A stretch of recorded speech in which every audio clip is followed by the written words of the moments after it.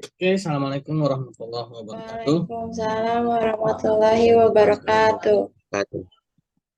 Bismillahirrahmanirrahim. Alhamdulillahilladzi arsala rasulahu bil huda wa dinil haq yazhirahu 'ala dinihi wa kafa bi syahida. Asyhadu an la ilaha illallah wa asyhadu anna Muhammadar Rasulullah wa ba'da. Rabbi shrah li sadri wa yassir li amri wahlul 'uqdatam min lisani yafqahu qawli. Ya, alhamdulillah teman-teman kita dapat berjumpa kembali di pertemuan yang kelima ya mengenai Islam dan ekonomi ya.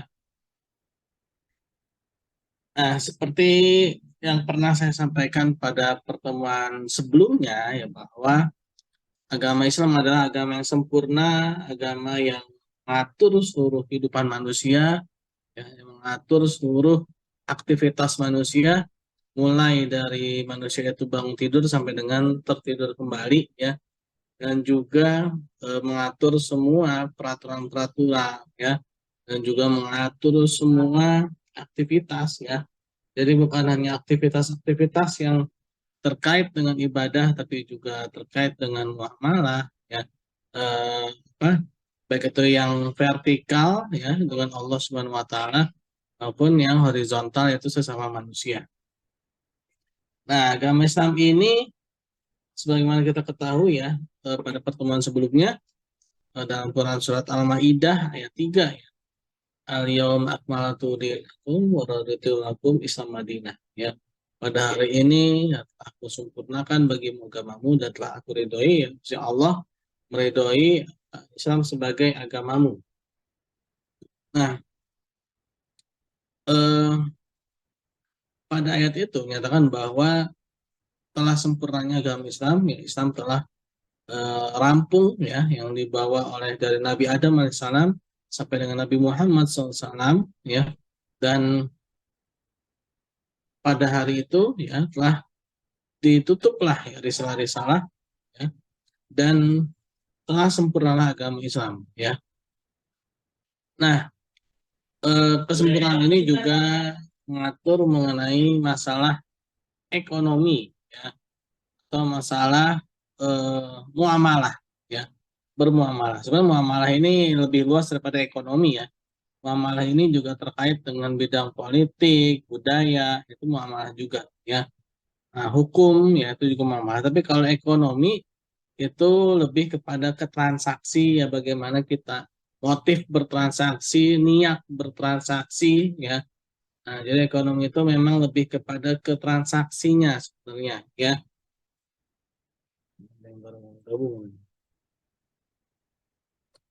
Nah, mengenai masalah ekonomi ini ya, dalam Islam saya akan share slide. Saya akan mencoba share slide ya. Oke. Nah, ini ya. Ini baru pengantar aja ya, karena memang di sini kita mata kuliahnya adalah mata kuliah agama Islam ya, bukan mata kuliah ekonomi ya. Nanti mungkin di Fakultas Ekonomi dan Bisnisnya ya bisa diperdalam oleh dosennya ya. Di sini saya hanya mengantar saja. Sebagaimana kemarin saya iptek dan Islam, Islam dan iptek ya. Itu juga hanya pengantarnya saja ya teman-teman ya.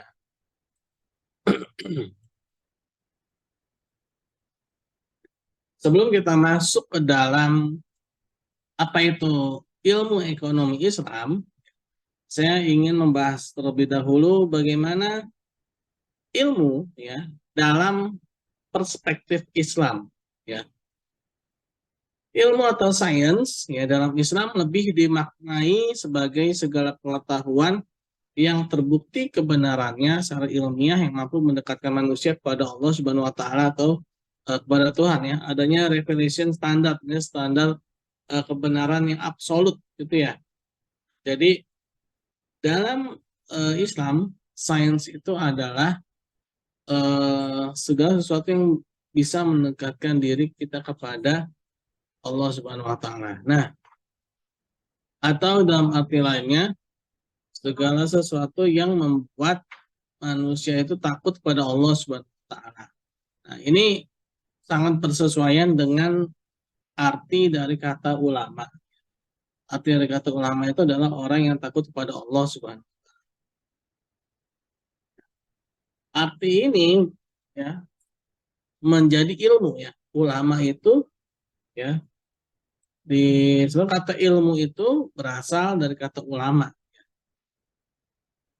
Ilmu berarti segala sesuatu yang membuat manusia semakin dekat pada Allah Subhanahu wa taala atau semakin takut kepada Allah Subhanahu wa taala. Nah, lalu bagaimana sains yang dikenal secara luas dalam dunia konvensional atau dunia pada umumnya? Nah, dikatakan sebagai sains adalah segala sesuatu ilmu ya yang memenuhi kaidah-kaidah metode ilmiah saja ya. Nah, berarti dia kebenarannya relatif ya. Jadi bisa ada perubahan ya. Kemarin saya juga udah sedikit bahas ya teman-teman ya. Bagaimana ilmu-ilmu yang berkembang pada saat ini ya, terutama ilmu-ilmu alam yang butuh penafsiran, butuh penelitian tingkat tinggi ya. Sehingga kita tidak bisa juga langsung membenarkan itu adalah sebagai dalil nakli ya. Nah, jangan sampai kita terlalu cepat-cepat atau terburu-buru itu langsung kita katakan sebagai firman Tuhan atau sebagai firman Allah Subhanahu wa taala ya.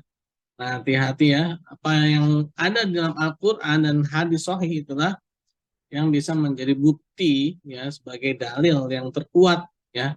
Tapi kalau baru sebagai sebatas ilmu pengetahuan ya, kita jangan mengatakan itu adalah sebagai apa namanya nas ya. Maksudnya itu nas.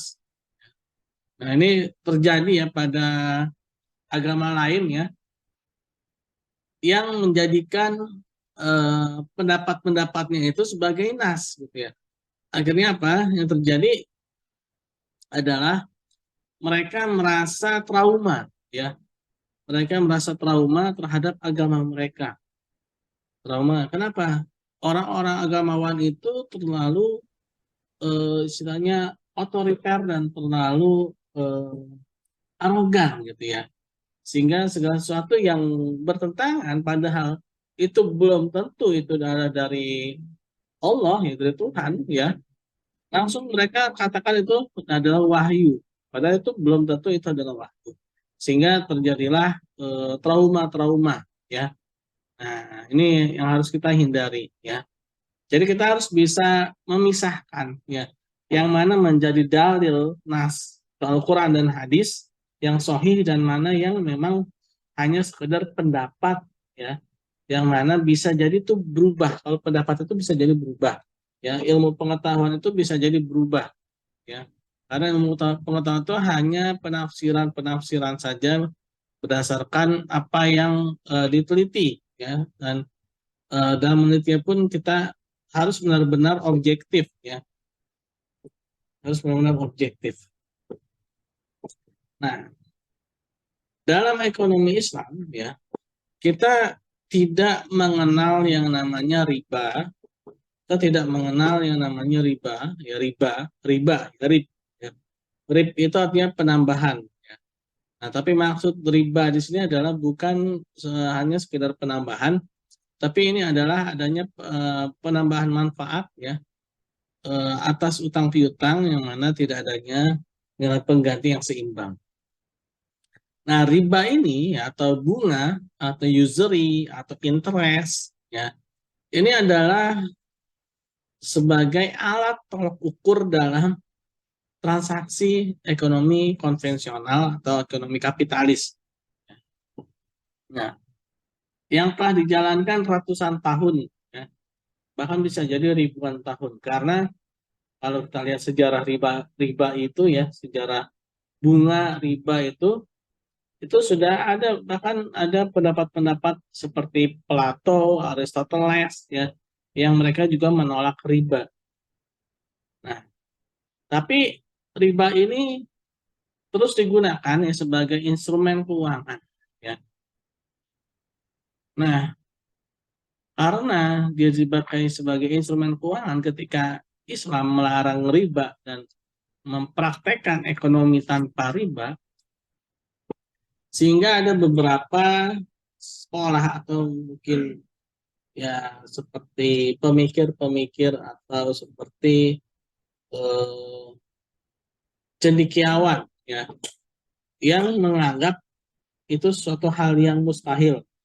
Kalau bahasa Sri Mulatnya tuh satu hal yang mustahil, satu hal yang mustahil ya. Nah, sehingga mereka mengatakan bahwa Islamic economic as a school of thought of capitalism. Nah, jadi mereka mengatakan ekonomi Islam itu adalah sebuah pendidikan, sekolah, yang mana pendekatannya itu ya kapitalis juga, ya, cuma ganti nama aja. Jadi mereka mengatakan bahwa ekonomi Islam itu cuma ganti nama saja, sebenarnya itu kapitalis, tapi diganti namanya, gitu ya. Mereka mengatakan seperti itu. Lalu the conventional school mengatakan bahwa Islamic economic has no scientific basis and structure for creating and establishing workable economic system.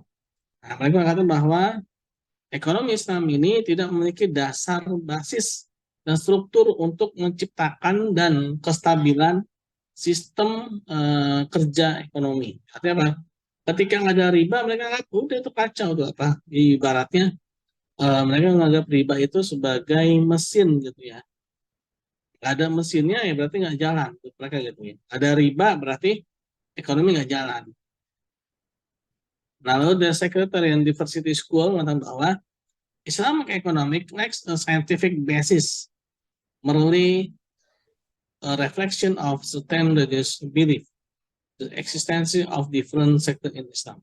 Nah, mereka mengatakan gini, ekonomi Islam itu memiliki lack itu seperti jurang, apa, pemisah. Ya. Jadi tuh ekonomi Islam itu dia memiliki jurang pemisah secara apa saintifik ya. Jadi secara sains itu nggak bisa diterima. Nah, sebagaimana jadi menganggapnya seperti sekte-sekte dalam Islam. Jadi ada orang Islam itu menganggap ya, apa namanya mereka menganggap ada orang Islam itu yang membuat sekte, salah satu sektenya ekonomi Islam ya. Nah, itu kritik ekonomi Islam sebagai ilmu dari para kapitalis-kapitalis ya. Ini dari bukunya Muhammad Arif, Thought to the Shari Apparellism of Islamic Economic, The Beginning of a Scientific Revolution. Ya. Nah ini perkembangan ilmu ekonomi Islam ya, setelah Perang Dunia Kedua, adanya kemerdekaan secara politik di negara-negara Muslim, adanya pemikiran ekonomi Islam kembali ya, dari penggalian, dari adanya apa kemerdekaan ya dari penjajahan Belanda di tahun 1930 ya, muncul kembali ya pemikiran-pemikiran menggali fikih dan ilmu kalam, lalu pengembangan apa namanya pengajaran ya, ekonomi dan prinsip Islam ya, lalu ekonomi Islam ya, basic-basic ekonomi Islam, lalu sistem keuangan Islam ya pada sekarang ini. Lalu bagaimana ini kita mendefinisikan ekonomi ya? Nah, ekonomi dalam ilmu ekonomi pada umumnya, ekonomi konvensional, ini berasal dari sebuah permasalahan. Ya. Permasalahan ilmu ekonomi itu adalah adanya perilaku manusia yang memenuhi kebutuhan yang tak terbatas yang menggunakan sumber-sumber faktor produksi yang terbatas. Sehingga muncullah yang namanya kelangkaan atau scarcity dan pilihan choice. Nah, dalam buku yang lain mengatakan ya bukan sebagai kebutuhan tapi sebagai keinginan yang tidak terbatas. Ya. Ngomong-ngomong di sini ada anak FEB nggak? FEB. Ada, Pak. Ada. Nah, udah belajar tentang mikroekonomi belum? Belum. Oh, belum ya. Tapi ada udah ada ini belum kayak apa tuh gambaran dari pertama kali masuk sampai lulus itu mata kuliahnya apa aja? Belum ya? Kurikulumnya enggak ya? Belum biasanya sih ya. Nah, nanti ya teman-teman Kalau misalkan ada mata kuliah ekonomi Islam, ambil ya. Pada kuliah apa namanya ekonomi Islam, ambil karena ini hanya kulitnya aja. Nanti pendalamannya bisa di mata kuliahnya nanti ya. Nah, untuk yang eh, jurusan lain ya, sebenarnya banyak ya, seperti apa namanya kimia, ya, seperti hmm? Oh,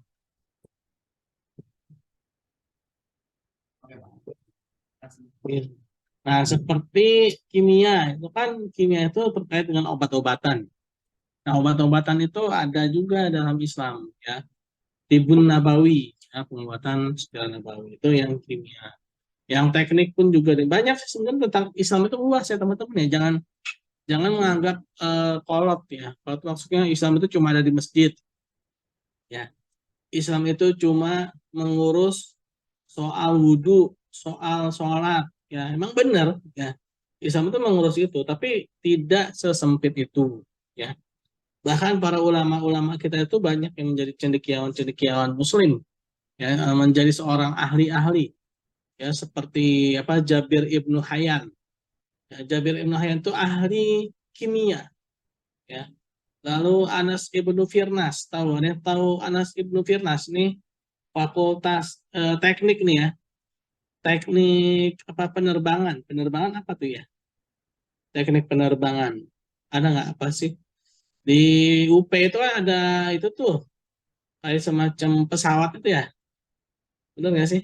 Kalau saya masuk UP itu ada kapal pesawat ya, itu teknik apa tuh? Udah pernah ke UP belum? Halo,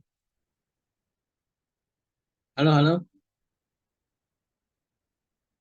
Teknik teknik industri ya.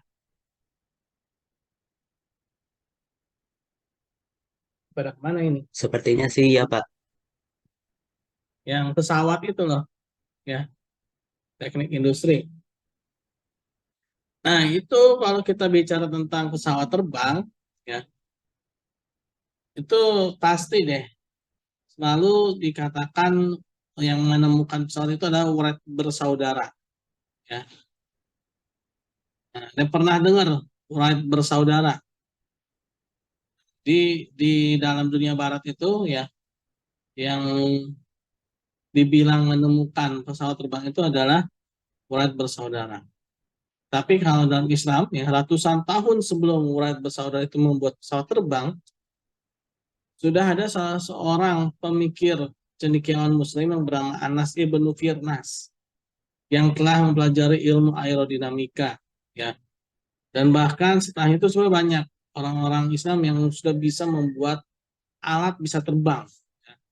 Mereka bisa naik ke atas, walaupun belum ada mesinnya ketika itu, tapi hanya memanfaatkan angin, ya, dan tekanan udara, ya. Nah, itu ya, itu udah ada tuh, ya. Jadi urat bersaudara itu udah ketinggalan sebenarnya, ya. Nah, begitu pula dalam ilmu ekonomi, ya. Kalau dalam ilmu ekonomi itu siapa tuh yang terkenal? Adam Smith, ya. Lalu siapa lagi, ya? Adam Smith sendiri, ya, yang dikenal sebagai bapak ekonomi, itu sebenarnya dia juga mengambil dari bukunya The Wealth of Nation itu dari kitab Al-Amwalnya Abu Ubaid Al-Qasim. Lalu moral etik, ya, bukunya Adam Smith itu juga dia ngambil dari Mukadimah Ibnu Khaldun, ya. Banyak tuh ya karya-karya ulama kita itu yang diambil. Nah, tapi mereka mengambil tidak secara keseluruhan. Mereka mengambil secara separuh-separuh karena mereka tidak memiliki dasar wahyu, ya. Kenapa? Mereka hanya mengambil separuh-separuh karena mereka lagi-lagi ya mereka masih trauma terhadap agama mereka dan mereka menganggap semua agama itu sama, ya, yang hanya membuat orang itu menjadi bodoh, candu, dan membuat orang itu menjadi malas mikir, gitu ya. Nah, itulah anggapan orang-orang kapitalis, ya.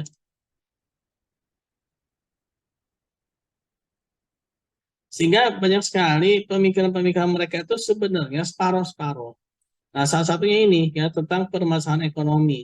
kenapa sih kok mereka mengatakan bahwa adanya kebutuhan yang tidak terbatas dengan faktor produksi yang terbatas sehingga muncullah kelangkaan dan akhirnya muncullah pilihan.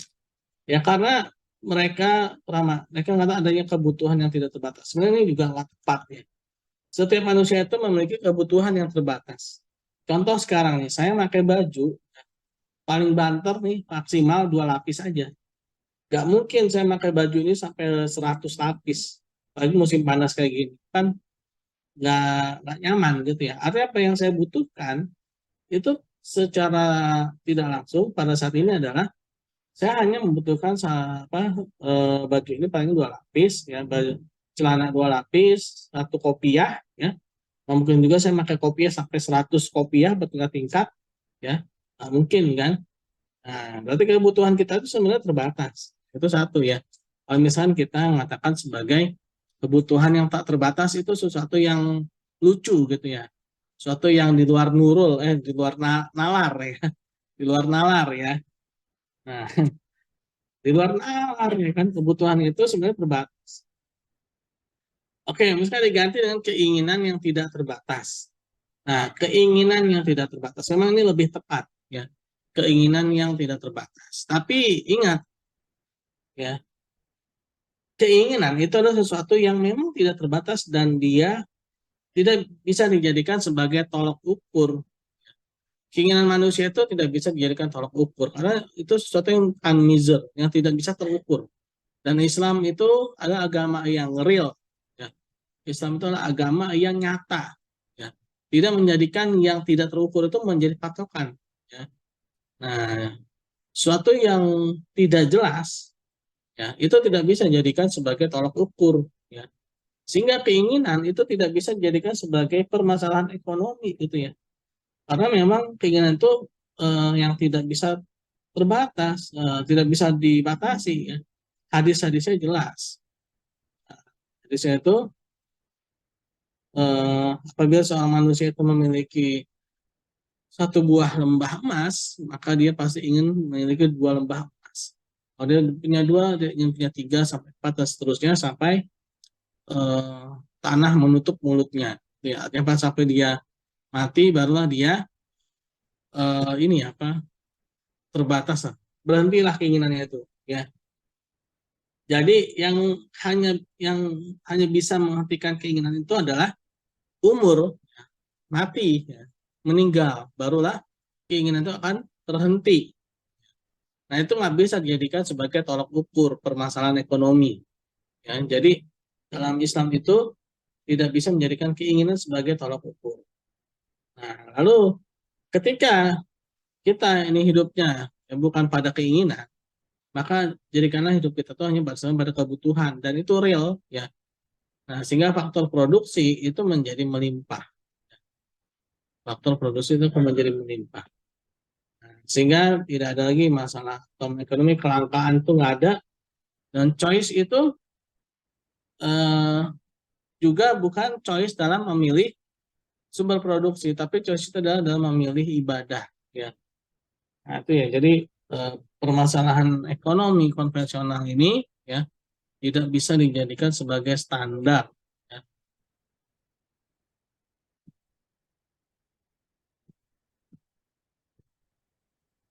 Nah karena itulah dalam Islam itu membedakan yang namanya needs, wants, dan faktor produksi ya.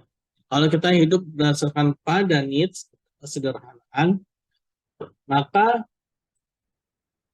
sumber faktor produksi itu akan melimpah.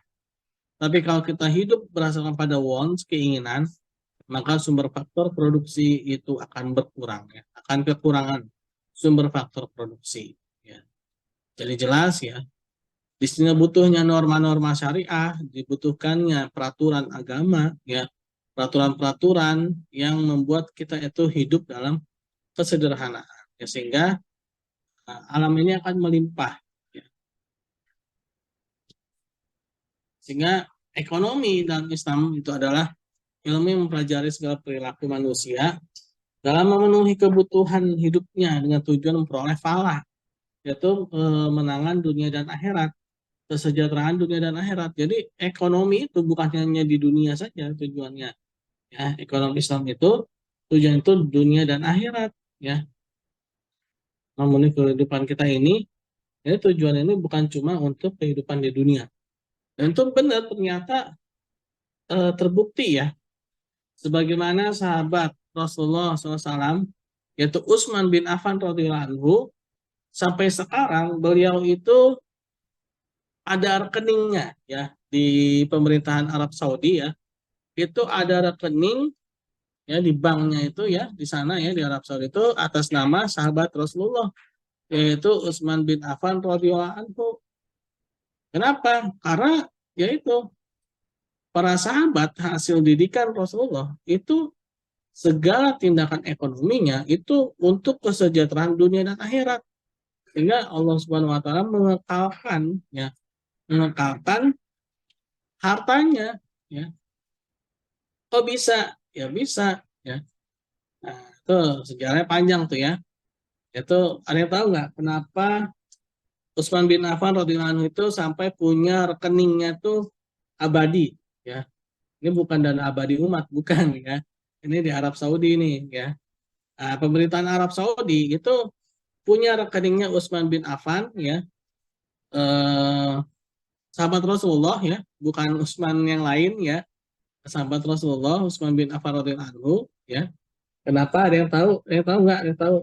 Gracia, Grazia, Kamila, Taufik. Iya, Pak. Kenapa tahu Utsman bin Affan itu punya rekening abadi? Kurang Atau tahu, bilang nggak Pak. tahu ya? Kurang tahu, Pak. Ahmad Khairi, Kurang tahu Pak saya. Alfi Syahri, Alfi Syahri. Iya Pak, kenapa Pak? Ya, tahu kenapa Utsman bin Affan radhiyallahu anhu itu sampai punya rekening yang abadi? Mungkin dia baik Pak. Nah, iya benar baik ya. Semua sahabat Rasul itu baik. Tapi real konkret yang baiknya yang apa nih? Apa maksudnya tuh amalan apa nih? Karena kebaikannya kan banyak nih ya. Nah, ada satu yang membuat menjadi real, konkret gitu. Apa tuh? Sedekah. Saya nggak tahu Pak. Nah, hampir benar, sedekah benar. Ya, sedekah apa?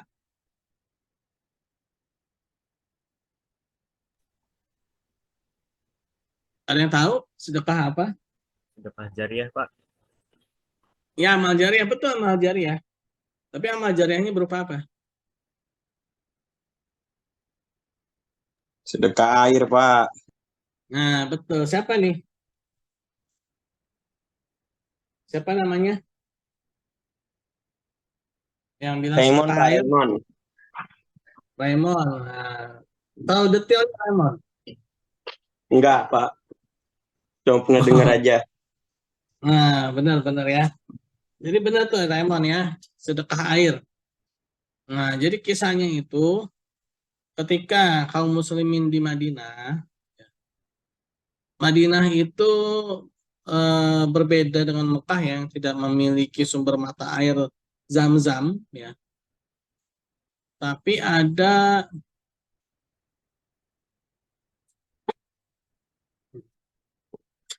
ada eh, apa namanya tuh suatu sumur ya. Ada suatu sumur yang airnya itu hampir mirip dengan sumur Zam-Zam di Madinah. Namanya sumur rumah. Ya, sumur rumah. Nah, sumur rumah ini tapi dimiliki oleh orang Yahudi. Sumur rumah ini dimiliki oleh orang Yahudi. Kaum muslimin ketika ingin mengambil air di sana itu disuruh bayar mahal. Ya. Sehingga Rasulullah SAW itu melakukan suatu penawaran kepada para sahabat, siapakah di sini yang bisa membeli sumur rumah itu akan dikasih dengan surganya Allah Subhanahu wa taala. Ya. Nah, ketika itu sahabat Utsman bin Affan radhiyallahu anhu pun maju mengajukan diri ya untuk membeli. Ternyata si Yahudi ini ya dia tidak rela ya karena ini adalah pendapatan dia yang utama ya yaitu menjual air. Nah, jadi ini kebiasaan Yahudi itu dari dulu sampai sekarang sama ya, suka jual air ya. Air itu adalah kebutuhan pokok. Nah, jadi memang kelakuan Yahudi ini ya begitu, menguasai sumber-sumber alam yang menjadi kebutuhan pokok ya. Kalau dalam Islam itu sebenarnya adalah apa ya, gratis gitu ya. Nah, dalam Islam itu gratis. Air itu sepanjang ya sejarah Islam ketika berkuasa, pemerintahan Islam itu tidak pernah menjual air. Air itu selalu digratiskan. Air, jadi ada 3 ya yang dimiliki oleh negara itu, air, tanah, dan api. Air ya itu dimiliki oleh negara, wajib negara yang memilikinya dan tidak boleh dikelola oleh pihak swasta ya. Sehingga semuanya itu dipenuhi oleh pihak negara ya, dan untuk kepentingan rakyat ya, warga. Nah, Yahudi ini dia jualan air. Jualan air halal ya. Jualan air itu halal, tapi tidak pernah dicontohkan dalam Islam ya. Jualan air itu halal, tapi tidak pernah ada kisah, tidak pernah ada riwayat ya pemerintahan Islam itu menjual air ya. Yang ada adalah kelakuannya Yahudi ya. Nah, si Yahudi ini didatangi oleh sahabat Utsman bin Affan radhiyallahu anhu ya. Didatangi ya dan ingin membeli sumur tersebut, Yahudi ini dia nggak mau ya. Akhirnya dengan negosiasi yang alot, ya Utsman bin Affan radhiyallahu anhu itu berhasil membeli, tapi tidak sepenuhnya, tapi dengan cara berselang-seling ya, seharga kurang lebih 2.000 dirham ya, kalau nggak salah. 2.000 dirham. Nah, si Yahudi menganggap ya, anggapannya Yahudi, Utsman bin Affan radhiyallahu anhu ini dia akan jualan air sama seperti dirinya gitu ya, sama seperti dirinya. Nah, tapi jangan apa namanya, jangan salah gitu kan. Utsman bin Affan ini radhiyallahu anhu ini adalah hasil didikan Rasulullah SAW ya. Ternyata apa yang dilakukan oleh Utsman bin Affan radhiyallahu anhu ini di luar nalar si Yahudi. Bagi si Yahudi ini, ini Utsman paling mau jualan juga nih gitu ya. Ternyata apa? Utsman bin Affan radhiyallahu anhu menggratiskan ya, menggratiskan air ketika di hari yang dia miliki. Jadi misalkan sekarang hari apa nih Pak? Kamis ya. Kamis nih, misalkan Kamis ini sumur ini milik si Yahudi ya. Jumatnya misalkan milik Utsman ya. Terus Sabtu milik Yahudi, Minggunya milik Utsman, dan berselang-seling gitu ya. Nah, begitu di hari milik Utsman bin Affan radhiyallahu anhu ya, maka diumumkanlah ya kepada kaum muslimin. Wahai kaum muslimin, hari ini adalah hari sumur itu dimiliki oleh sahabat Utsman bin Affan radhiyallahu anhu. Bagi yang ingin mengambil air silahkan ambil gratis. Maka berduyun-duyunlah kaum muslimin mengambil air tersebut ya. Nah, begitu di hari ini orang Yahudi itu sepi ya. Kenapa? Orang sebelumnya udah pada ngambil semua kan. Nah, dan terus akhirnya apa? Si Yahudi itu pun akhirnya bangkrut ya. Si Yahudi itu pun akhirnya dia menjual secara keseluruhan kepada Utsman bin Affan radhiyallahu anhu. Akhirnya menjadi kalau nggak salah menjadi 4.000 dirham ya.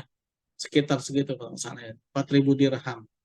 Nah, akhirnya Utsman bin Affan pun mewakafkan sumur rumah tersebut ya, dan diwakafkan airnya itu ketika kaum muslimin sudah sejahtera semua, akhirnya untuk mengairi ya, untuk mengairi sawah-sawah di Jazirah Arab ya, dan airnya itu menghasilkan banyak sekali tumbuh-tumbuhan, dan akhirnya dari tumbuh-tumbuhan itu menghasilkan lagi ya, dan akhirnya kekal sampai sekarang ya. Dan dibukakanlah rekening ya atas nama Utsman bin Affan radhiyallahu anhu ya. Jadi orangnya sudah lama mati ya, rekeningnya masih hidup. Berbeda dengan kita ya, orangnya masih hidup, rekeningnya udah mati. Nah, kita Bapak dong kali gitu. Jadi itulah ya, apa namanya, sedekah air ya, sebenarnya wakaf ya, wakaf air sumur rumah ya. Perilaku manusia di sini berkaitan dengan landasan-landasan syariat sebagai rujukan berperilaku ya.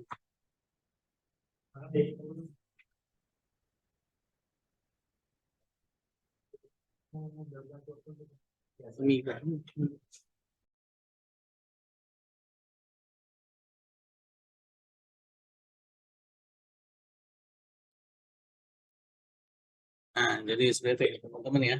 Itu ya, bagaimana sih perilaku manusia berkaitan erat dengan landasan-landasan syariat sebagai rujukan berperilaku.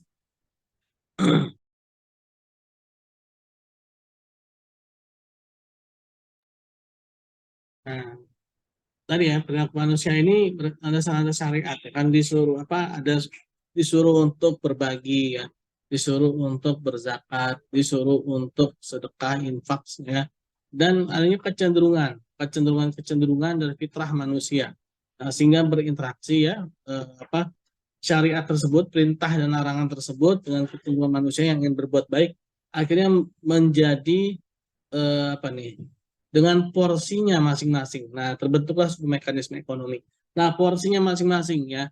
Kalau porsinya Abu Bakar As-Siddiq itu ketika bersedekah, menyedekahkan semua hartanya ya. Lalu porsinya Umar bin Khattab radhiyallahu anhu ketika bersedekah dengan 50% hartanya ya. Lalu Utsman bin Affan radhiyallahu anhu ya bersedekah sumur rumah yang seharga 4.000 dirham itu ya. Nah, inilah yang menjadi suatu mekanisme ekonomi ya, yang khas ya. Akhirnya apa, muncullah harta yang abadi ya. Muncullah harta yang berkah yang luar biasa yang abadi, bahkan sampai 1.500 tahun kemudian ya, orangnya sudah meninggal tapi hartanya masih tertinggal ya. Nah, kalau kita kan ketinggalan harta ya sebelum orangnya meninggal. Nah, itu kita ya, kita mulu Pak, Bapak doang kali gitu ya.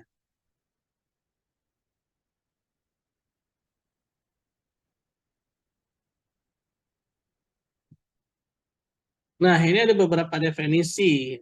Oh ya teman-teman, kalau putus kita nyambung di link yang sama ya. Ini takutnya nih ada gangguan-gangguan sinyal ya. Nah, di link yang tadi ya teman-teman ya. Halo, halo, Raymond, Andika, Ringga, Baik, Pak. Grazia, Nazima, ya. Ini kalau kita putus. Nah, ini beberapa definisi ekonomi dalam Islam ya. Nah, seperti Muhammad Abdul Manan ya, SM Hasanuzaman, Khursyid Ahmad ya, ini adalah beberapa pemikir-pemikir ekonomi sampai saat ini ya, atau ulama-ulama khalaf atau ulama-ulama zaman ini ya. Nah, Sidiki ya, lalu Muhammad Akram Khan, Louis Kantori ya.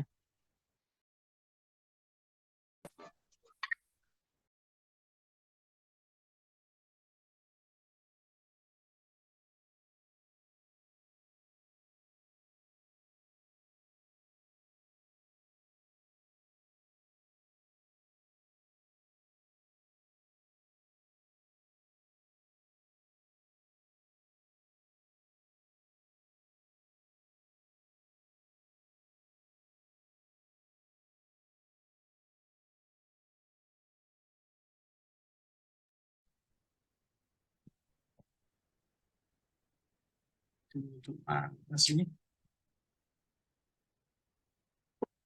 Oke teman-teman, kedengaran suara saya? Halo, halo. Apa jadi begini sih? Apa sih ini? Kedengeran, Pak. Kedengaran, Pak. Oh, Kedengaran, Pak. Kedengeran, Pak. jadi gini sih.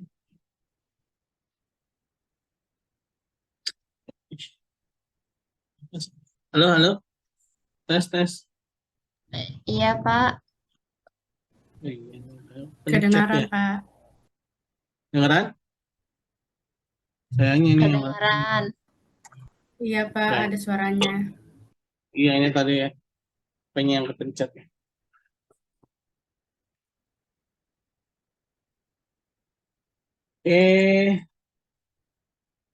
Kita lanjutkan kembali.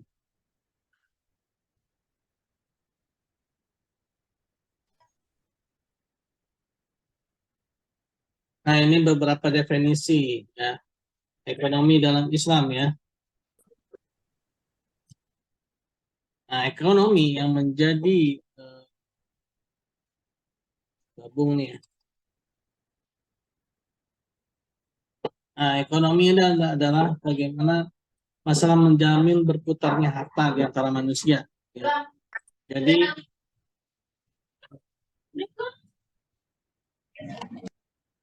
Jadi ekonomi ini adalah menjamin berputarnya harta di antara manusia, sehingga manusia dapat memaksimalkan fungsi hidupnya sebagai hamba Allah untuk mencapai falah dunia dan akhirat. Ya.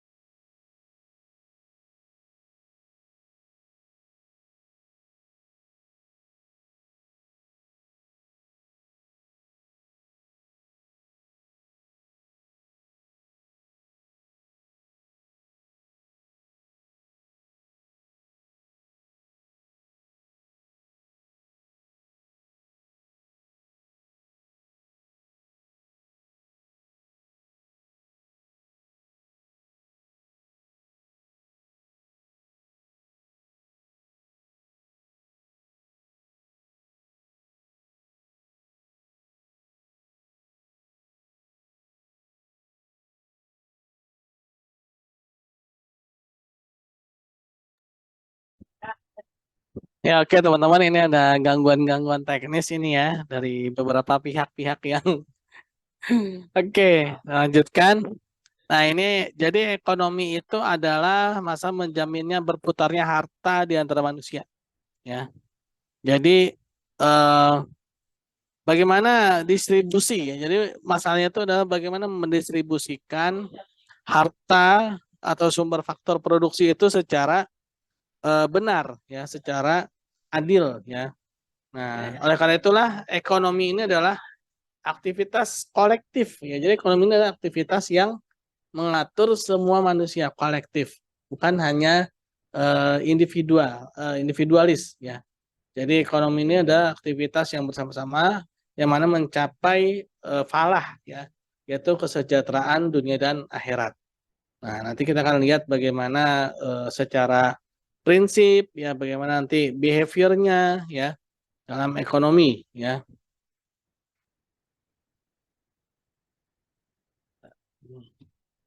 Nah, sehingga perputaran barang dan jasa ya yang ada di masyarakat itu terus berjalan ya, terus beriringan antara sektor keuangan dan sektor barang dan jasa itu ya, adanya keseimbangan dan terus bertambah ketika adanya instrumen-instrumen seperti wakaf, infak, sedekah, zakat ya, jual beli atau investasi ya. Nah, sehingga perputaran barang dan jasa itu makin banyak ya.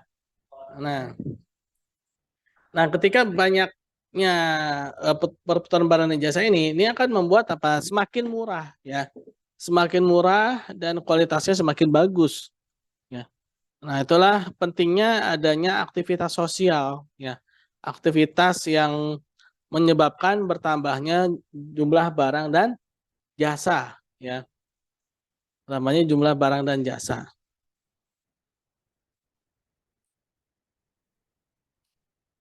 Nah, sehingga hakikat aktivitas ekonomi itu adalah kebutuhan manusia menuju falah, menuju kesejahteraan dunia dan akhirat ya.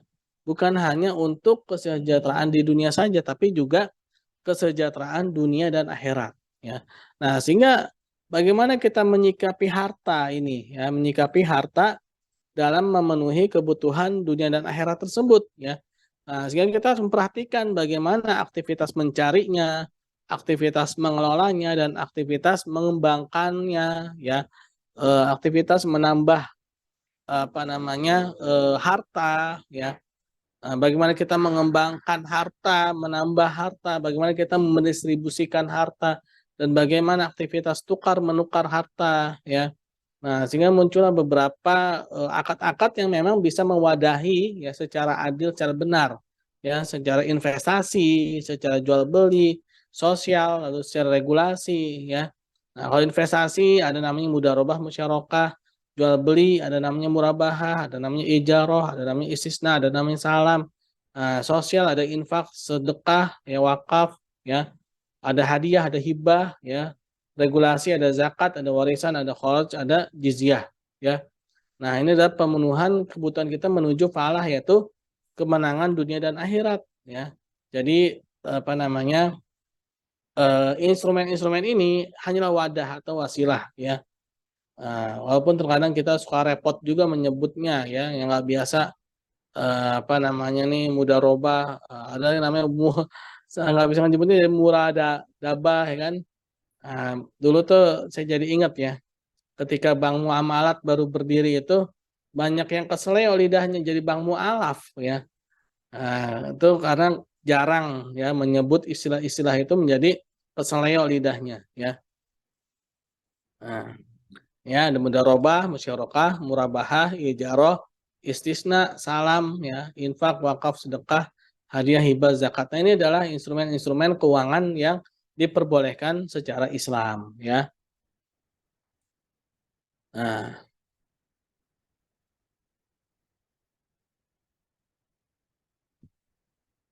lalu bagaimana perilaku prinsip ekonomi Islam, ya, yaitu hidup hemat dan tidak bermewah-mewahan, ya. Nah, jadi bukan hanya halal saja ya, tapi juga tidak boleh bermewah-mewahan. Mewah-mewahan tuh gimana sih ya? Misalkan ada membeli suatu barang yang tidak bermanfaat gitu ya.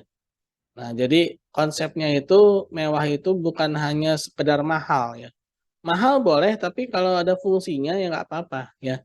Kalau memang diperlukan ya, kalau memang harus ada ya, ya nggak masalah mahal ya. Dan juga kalau memang sanggup beli gitu ya, nggak sanggup membeli jangan gitu ya.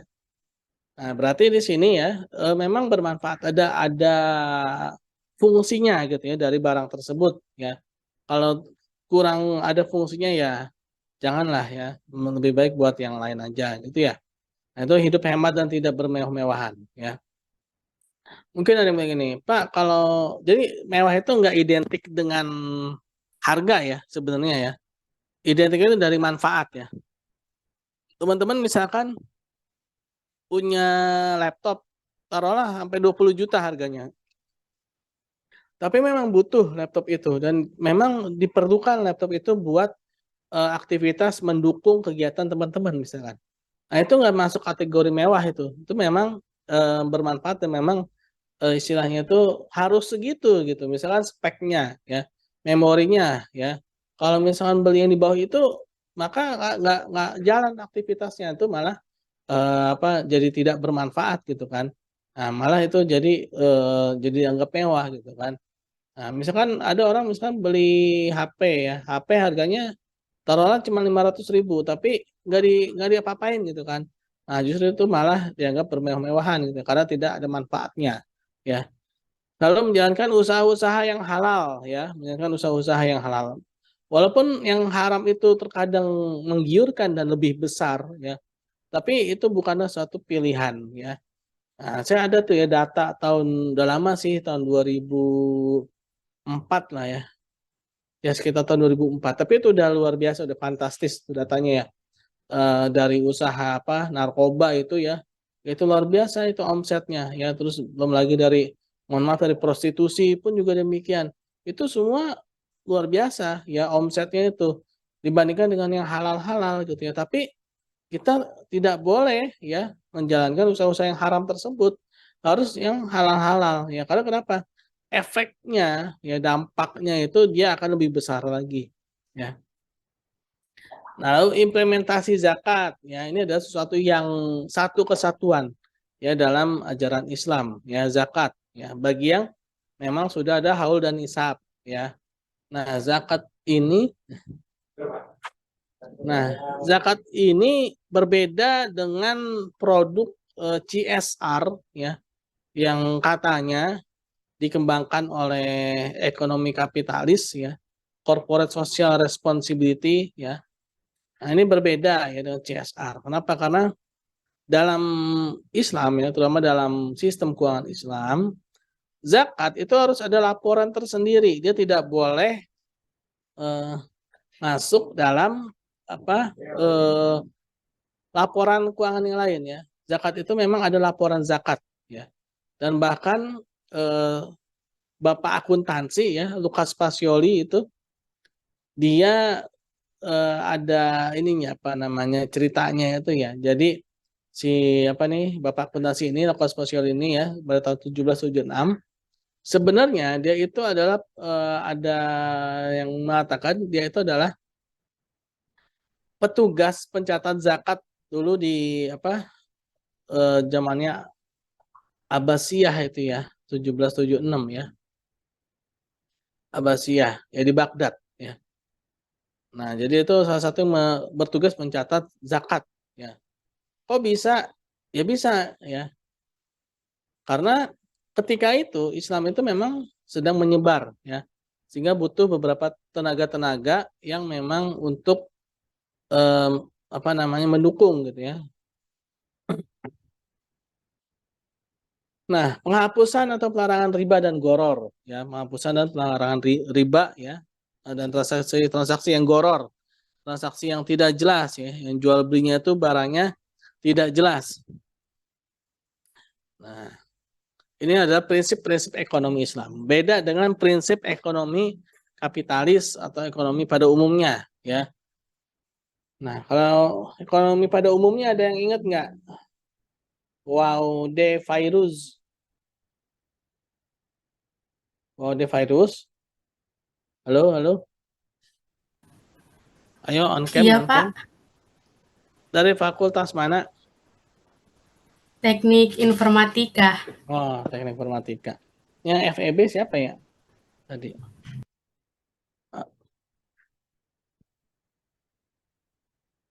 Yang pernah dari SMK, SMA-nya dari ekonomi atau akuntansi ada nggak? Lulusan ekonomi atau akuntansi, SMA atau SMK-nya atau madrasah aliyahnya. Resa Najwa Syakila. Halo, halo, Resa. Tes, nggak ada suaranya. Nggak keluar suaranya ya? Coba Yulistiana.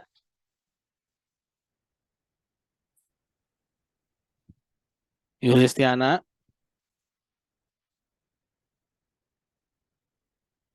Yulistiana. Halo? Kecil sekali suaranya.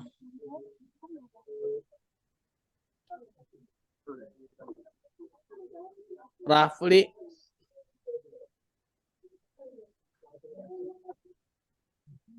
Rafli Herdian. Ya, Pak. Kamu dulu SMA di mana? SMK di Jakarta, Pak. Jurusan apa? Jurusan Multimedia. apa? Multimedia. Oh, multimedia ya. Oke. Multimedia. Ahmad Khairi. Iya, Pak. Ahmad. Jurusan apa dulu, Khairi? Saya SMA IPA, Pak. Oh, IPA ya. Ambil jurusan apa sekarang? Teknik Informatika. Oh, TI ya. Oh, TI itu kemarin udah saya bahas tuh ya. Bagus tuh ya, TI. Angka biner itu ya. Angka biner 0 dan 1 ya. Angka biner ya. Angka Iya, Pak. biner itu tahu ya, kemarin saya bilang apa tuh? Angka biner itu dari mana?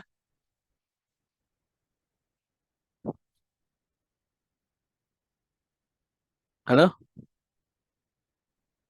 Mana nih? Kok hilang? Saya sedikit lupa, Pak. Hmm, Kalau nggak salah dari ya. satu ayat Al-Quran gitu. Kalau yang saya ingat sih. Cuman saya belum tahu ayatnya apa, Mas. Oh, nggak tahu ya, lupa ya. Ini di kelas ini atau di kelas lain itu ya kemarin. Angka biner itu 0 dan 1 ya. 0 dan 1, 0 dan 1, 0 dan 1 itu kan. Itu dari kalimat tauhid itu ya. La ilaha illallah itu angka biner 0 dan 1 ya. La ilah 0, tidak ada ilah. tidak ada yang patut disembah. Itu nol. Kita mengenolkan semuanya, ya. Illallah, melainkan Allah satu, ya. Nah, 0 dan 1 itu angka biner tuh ya. Itu dari situ angka biner ya. Yang menjadi cikal bakal teknik informatika dari kalimat tauhid, ya. La ilaha illallah, ya. 0 dan 1 angka biner, ya. Nah, tapi kita sekarang lagi bahas ekonomi ya. Bentar ya. Ada pembahasan. Emang apa namanya? Sebenarnya harusnya semua ini nih, semua cabang ilmu pengetahuan tuh harusnya ada nih ya. Ada kedokteran Islam, ada teknik informatika Islam ya. Ada apa lagi? Teknik industri Islam, ada kimia dalam Islam ya. Itu harusnya kita gali itu ya. Karena para ulama-ulama kita itu ahli semuanya, mau apa? Teman-teman mau ilmu apa? Ada semuanya. Cuman yang bikin apa namanya?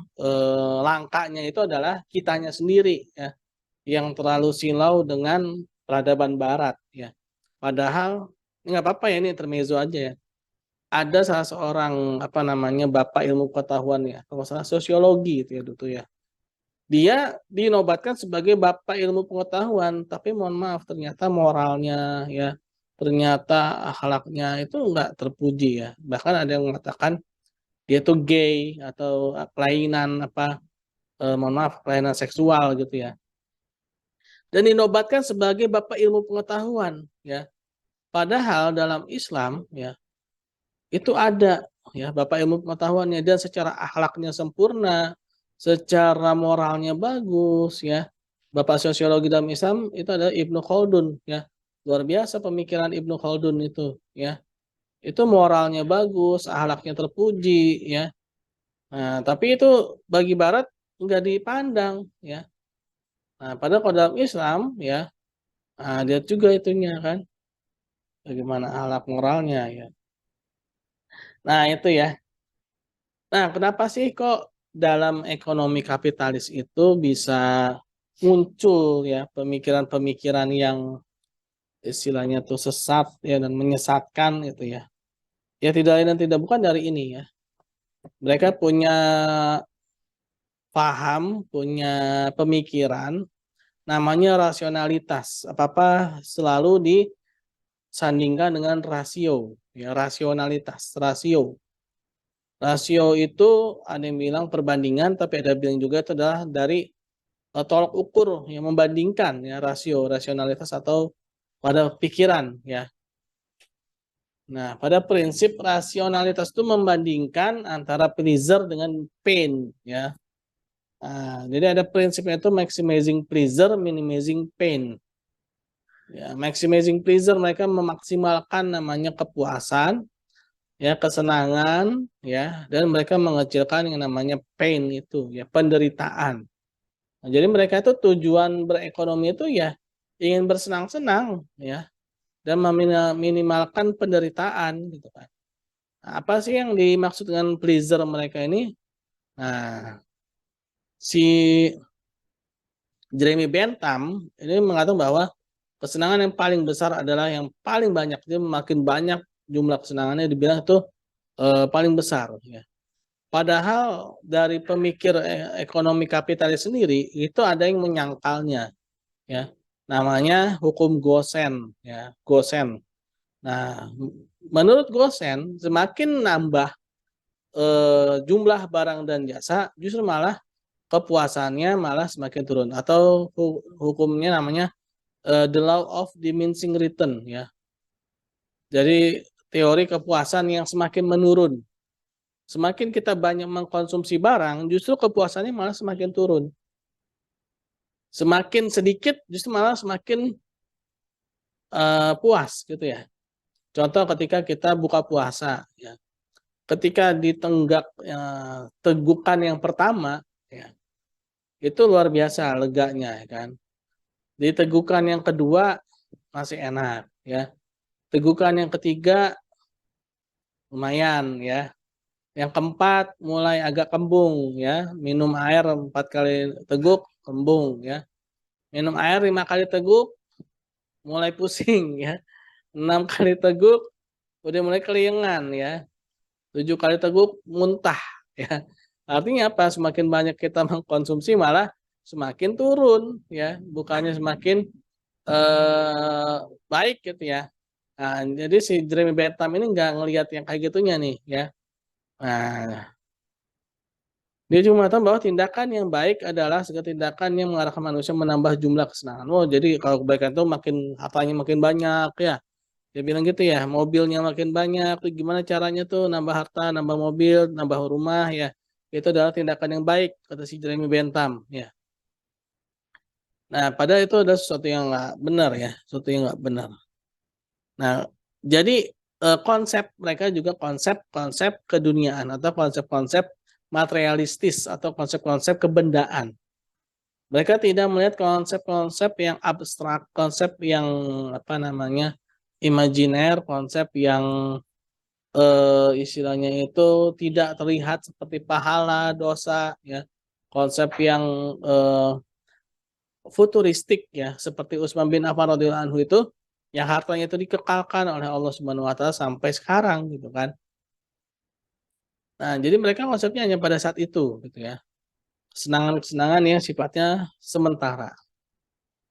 Nah, begitu pula dengan Adam Smith ya. Adam Smith pun juga tergelincir pada pemikiran yang sama ya.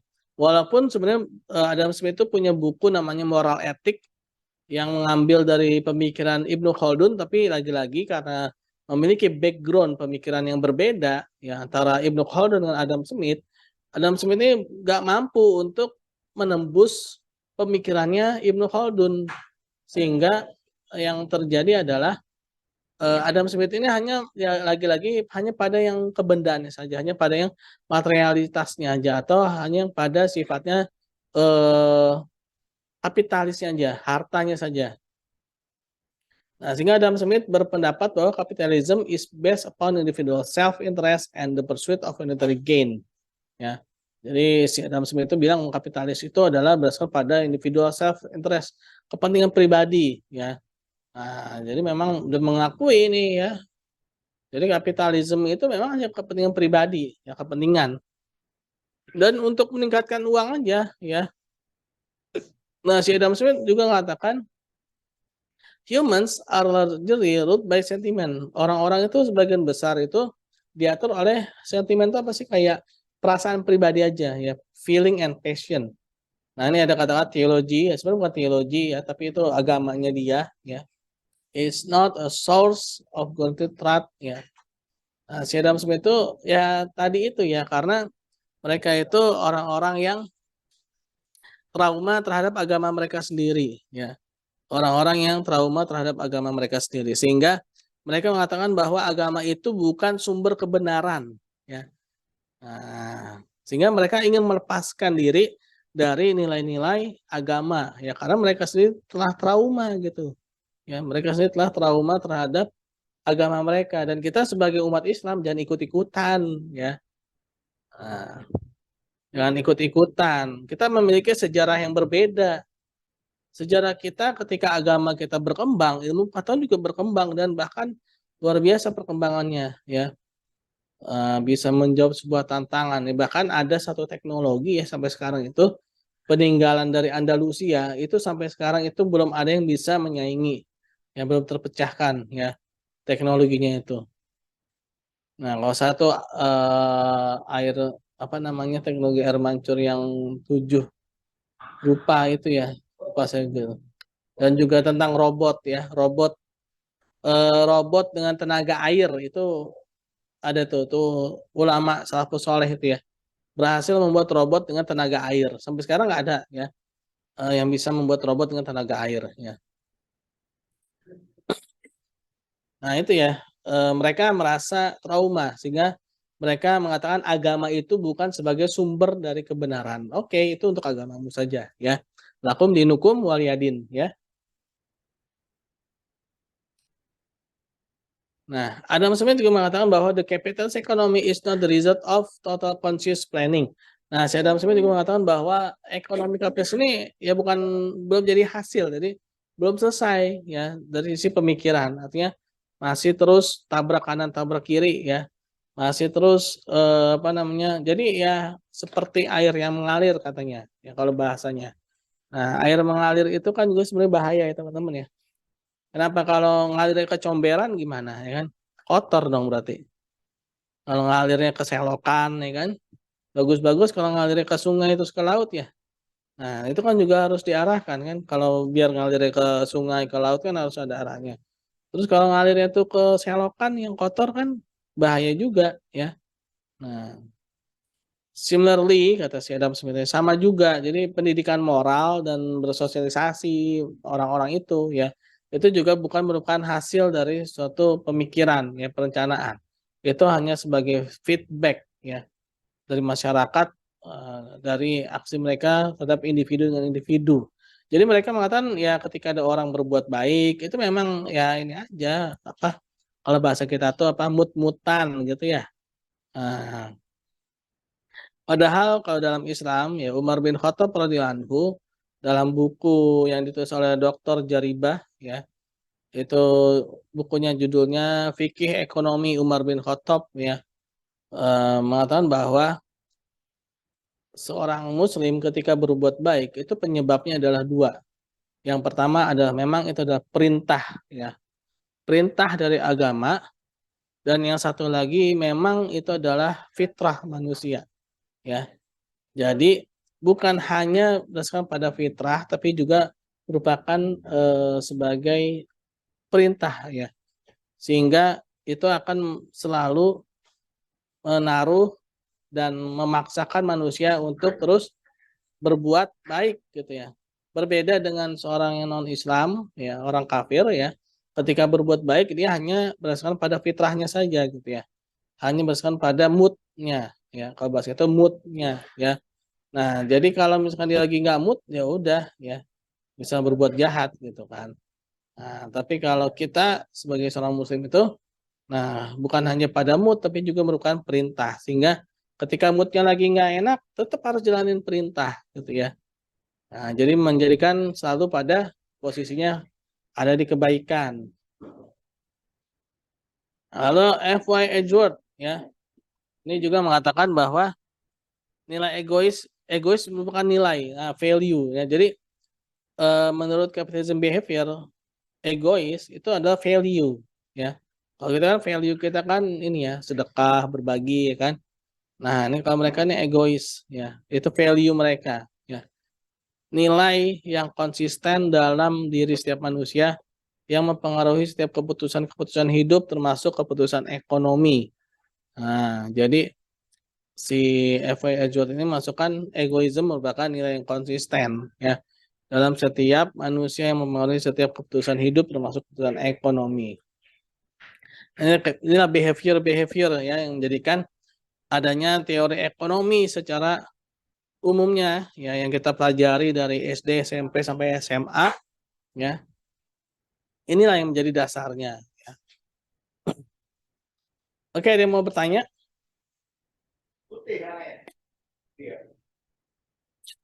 Nah, kesimpulannya ada yang mau nanya nggak?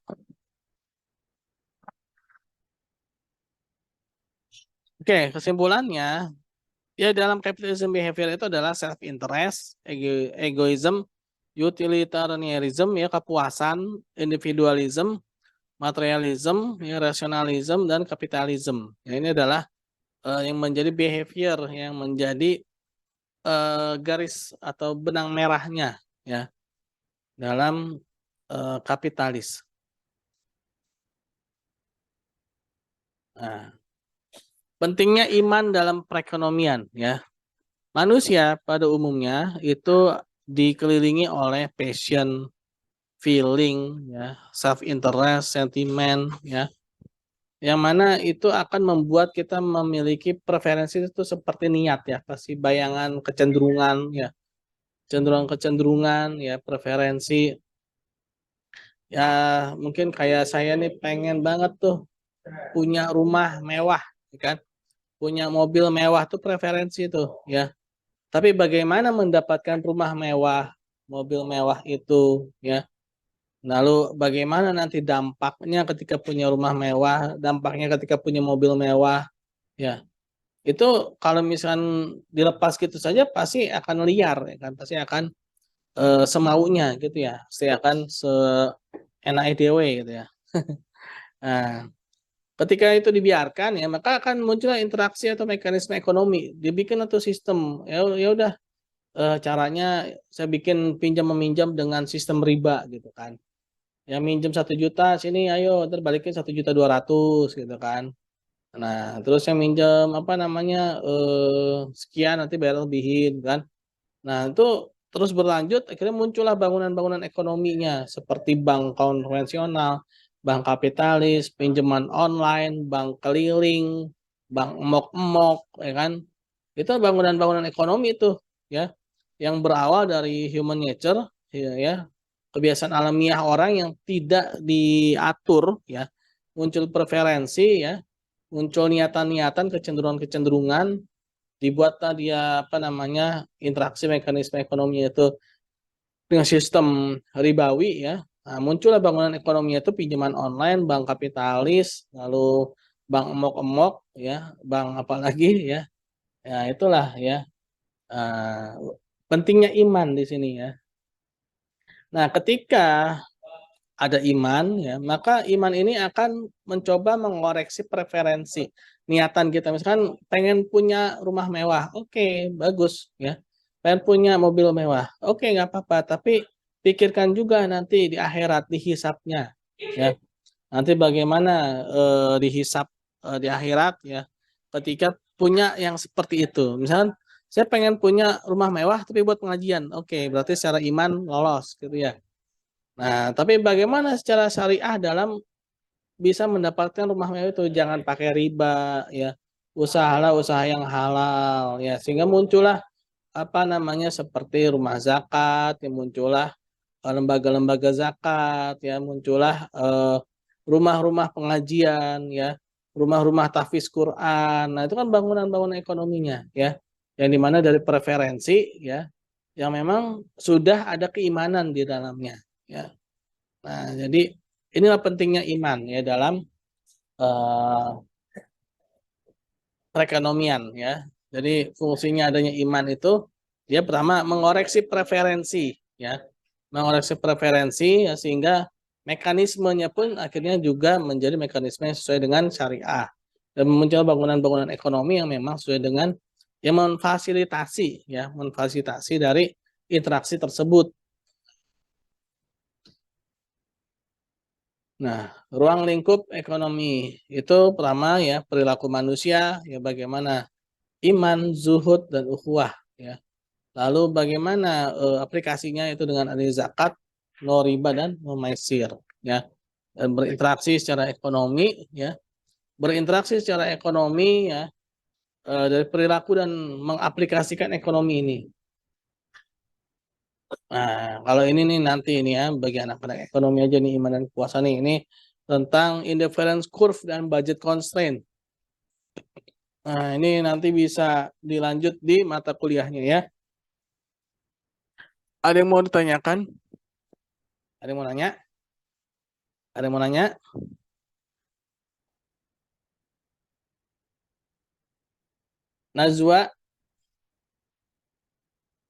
Najwa Khalisa. Iya, Pak. Gimana? Cukup pusing atau cukup apa? Atau ketiduran atau masuk ke Enggak, dunia Pak. lain atau enggak ya? Pusing, Pak. Oh, pusing ya. Nggak apa-apa, pusing artinya berpikir ya. Iya, Pak. Firdaus Fatan. Cukup, Pak. Oke. Gimana Firdaus? Sehat? Alhamdulillah, Pak. Gila ya. Yulistiana.